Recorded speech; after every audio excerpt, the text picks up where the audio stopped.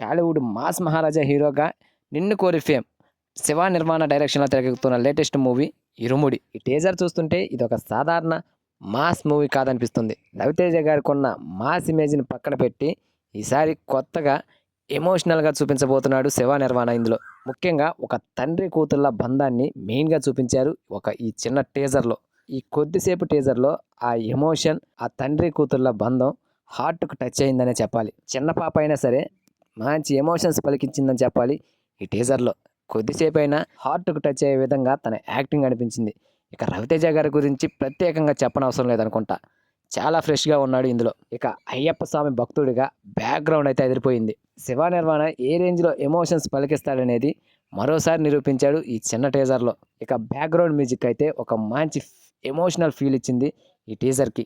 Only emotions and కొంచెం family డ్రామానే కాకుండా action సన్నివేశాలు కూడా ఉన్నాయని టీజర్లో అక్కడక్కడ చూపించారు. టీజర్లో కథ గురించి ఎక్కువగా రివీల్ చేయలేదు, కానీ మాస్ ఆడియన్స్ డిసప్పాయింట్లో ఉన్నారనే చెప్పాలి అక్కడ. ఎందుకంటే ఎక్కువగా ఎమోషన్సే చూపించారు ఇందులో.